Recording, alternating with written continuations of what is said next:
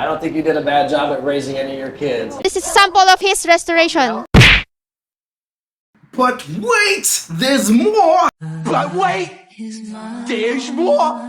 Part 6 of that American simp getting scammed by a Filipina. Last we saw this guy accept the $5,000 cash from Rafi Tofo and the proceeds of the sale of the car that Janice said she's gonna sell. If you haven't seen part 1 through 5, check it out. The link is in the description down below. Or if you want to see the original, go ahead and check it out on Rafi Tofo on Action. The link to his channel is also in the description. If you guys are enjoying this video, take a second out of your day, hit that like button so we get more eyes on this video, and consider subscribing. Here's what's going on in part 6. Unahin muna natin yung napag-usapan na sasakyan. Again, anong sasakyan ba ulit ito? Kia, second hand lang po yung mga 145 po. We need to fix pa. Anong reaction nyo dito, sir? Eh, ako yung nagulat din na gano'n ang pangyayari. Ang alam ko kasi, nagtatrabaho lang talaga. Natanong nyo ba siya, sir? Bakit na-involve ka doon? Ano yung mga nasbanggit sa inyo ng anak ninyo? Hindi ko siya natanong, bigla na lang ako yung nangyari na dyan. Pero aware kayo, sir, na pogo daw dati si ma'am? Hindi ko alam na gano'n ang ano, kasi inahatid ko pa ngayon doon sa trabaho niya kasi magtrabaho daw siyang gano'n. Sir, the document, sir, you can have it while we're waiting for the buyer. So it looks like Brandon got his wish, got a chance to meet Janice's father. Now the dad says he had no idea that his daughter was involved in these scams. If you don't know, POGO is the acronym for Philippines Offshore Gaming Operation. Basically, a bunch of foreigners come, rent like a building or an office in the Philippines, and run online casinos or other online gambling sites. So they've been banned now, thankfully. But the father says he had no idea his daughter was involved into things like this. I hope we And I'm have not a holding good your car until you friends. do.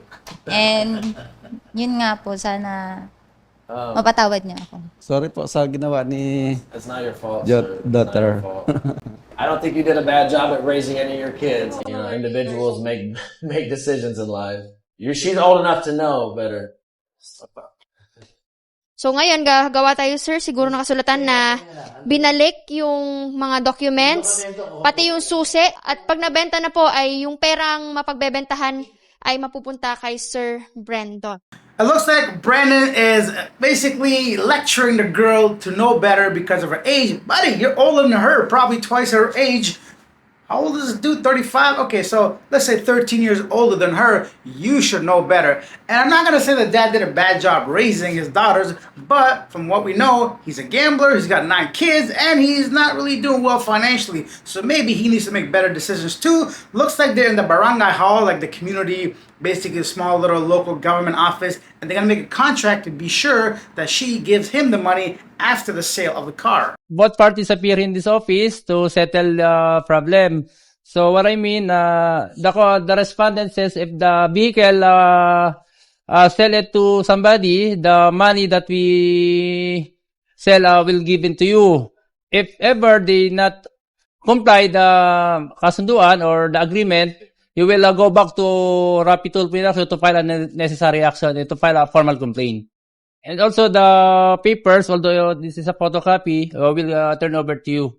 And then upon the original ORCR will came, we will give it to you also.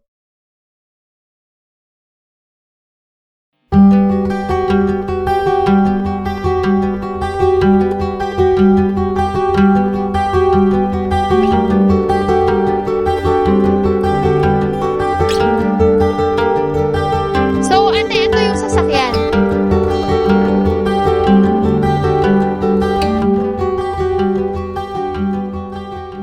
So, kailan to nabili, ma'am? June Nitong June lang? Ngayong June lang? 27. Not too much.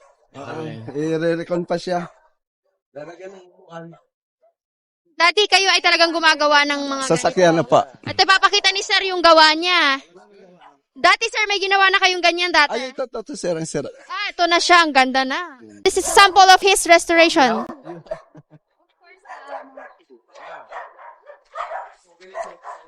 Yung ganun na itsura nung sasakyan, mga gano'ng katagal ang aantay natin para magmukhang ganito? Isang buwan. Mga 1 month pa. 1 month. So kung July ngayon, mga August.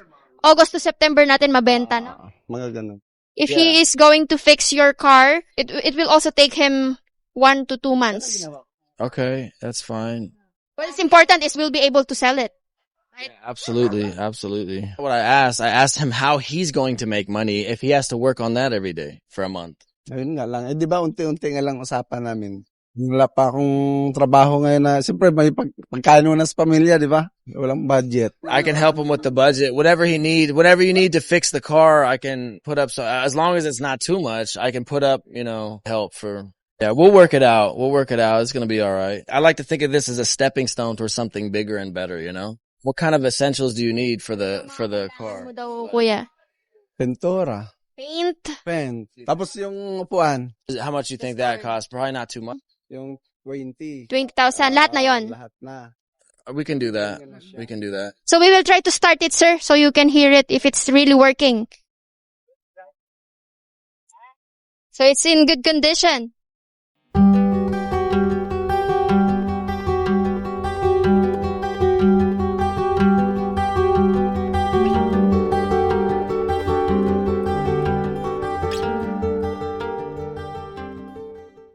Sorry, what? You owe me money? Let me give you money so you can give me money. What kind of nonsense is this? Brandon, buddy, just admit it. You simply have no game, number one. You're completely lost. You're hanging around with this Janice chick like she's your woman next to you, shaking hands and bowing and all that. Buddy, get your shit in order. Okay, I get it. Okay, he wants to invest a little bit of money so he can get a bigger chunk of money back. But I would not do that to somebody that just robbed me out of $12,000. It ain't my problem, bro. You can either give me that car in 2 months, I don't care where you get the paint money from, or your ass going to jail. Nay, Tay, magandang umaga. Salamat po sa pagpunta rito. Ano yung mga naging kaganapan, Tay? Ayun naman po. Nag-settle na sila na okay na silang dalawa. Tungkol dun sa ano. Wala na pong kaso na, basta maibalik lang yung kung ano daw napipundar namin, yun na lang din daw po maging tulong sa kanya. Satisfied naman po siya doon. Opo, kung magkano po yung maibenta namin sa sasakyan, ibibigay po sa kanya. Yun po yung kasunduan namin. Nay, alam ko masakit para sa iyo itong mga nangyari. Meron mga ibang tao nagsabi na nakinabang kayo.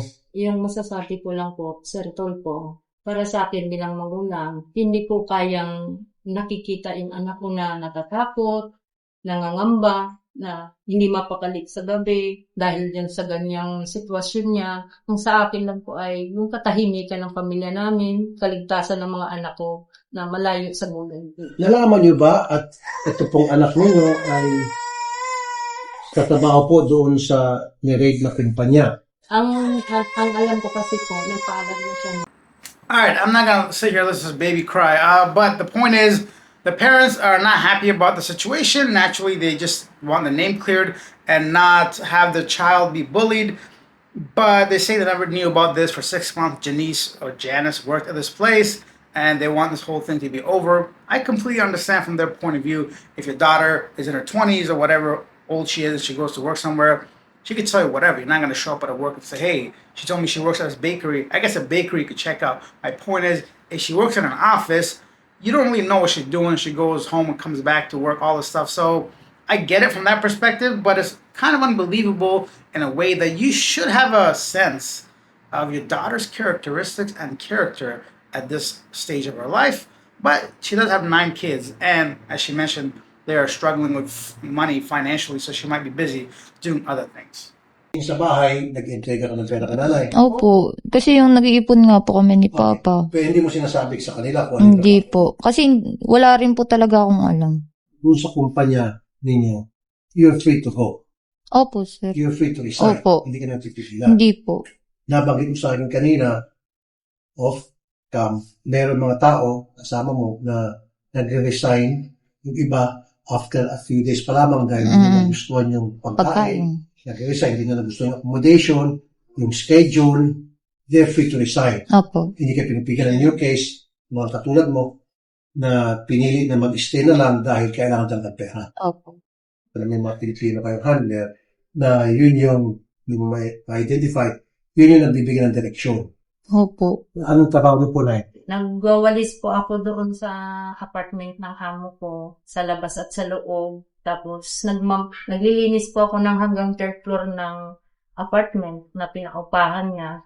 Yun po araw-araw yung ginagawa ko. Pagkatapos kong mag-asikaso sa mga anak ko, papasok ng school. Pagkatapos nun, papasok na rin po ako sa trabaho. Araw-araw yun, sir. Magdadalawang taon na po ako doon. Magkano pong sweldo mo doon? 4,000 po a month. Binibigyan po ako ng amo ko ng bawat kinsinas ng 2,000. Kasi hindi naman po ako pwedeng mag full-time, gawa ng palidi po ako. Madalas ko nga nagkakasakit yung bunso ko. Nalilidi na yung pagod ko. Si tatay naman, kayo na po ay latero. Latero, nagre-repair po ng mga bangga sa sakyan. Sa kapintora po. Dahil na po katagal ginagawa to. Nagsimula pa ako 16 po. 6 years old. Nag-helper po ako hanggang ngayon yun ang trabaho. Meron kayong sariling shop. Dati po, nag-take ako ng isang lote. Nagkaroon ako ng shop. Tinayuan po ng building na po.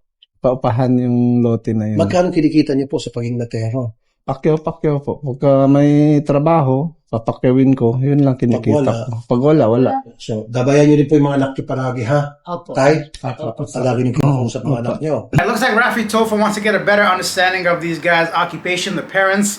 The mother is a cleaner at a building, and I think the father works at a lot.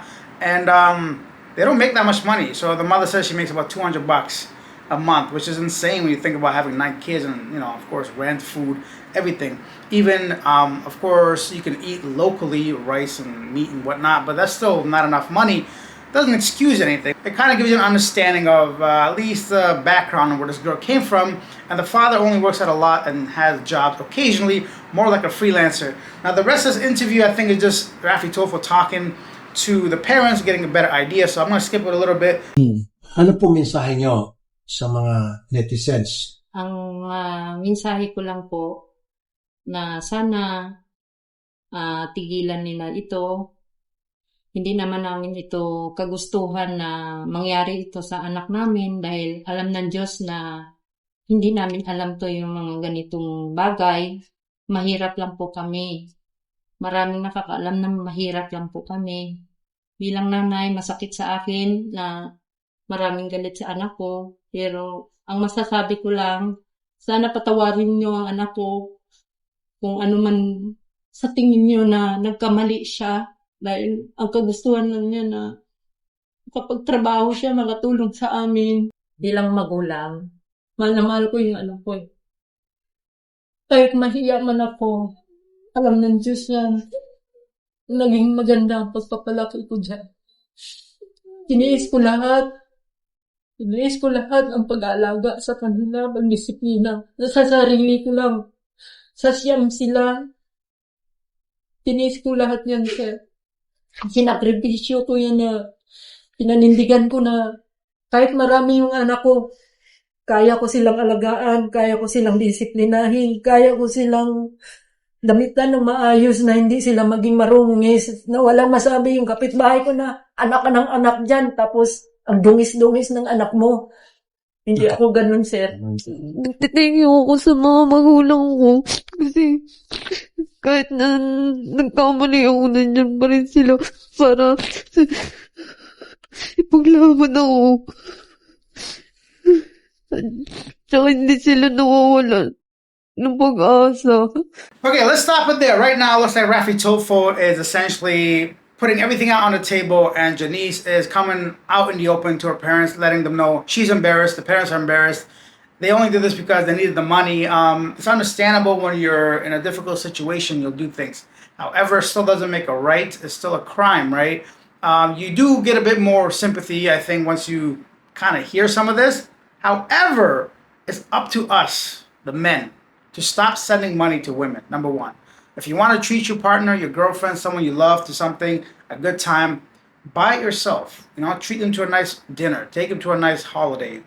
Enjoy time with her, right? But materials, eventually, there's never going to be enough, right? So keep that in mind. And when you lead with your wallet, that's the only thing you're going to be known for. Personally, I would spend thousands on somebody trying to get to know them instead of putting $100 to somebody that may come over tonight. But I also understand not everybody's in my situation. Young, handsome, athletic. Just kidding. Not everybody is in the Philippines. They cannot be here physically. They cannot wait to get on vacation so that they can be with the person they're talking to online. However, that's just something you got to handle and do and understand as part of a long-distance relationship. If you can't handle the separation, the distance, don't get involved. Don't start talking to women until like a week or two maximum before you get there. That's what I do every single time. I've been online. I'm not, whatever. That's how people meet these days. But you got to understand, why is a Filipina on an international dating site? Does she not have like her own crew, her own friends, her own circle of individuals she hangs around? Does she not go to school? Does she not go to work? Why is she talking to somebody 40, 50 years older than her across the pond if it wasn't financial, right? And I don't judge. I don't care about that. You can go ahead and be in that kind of relationship, which is like beneficial to both. My point is, don't allow yourself to be taken advantage of. That's what the difference is.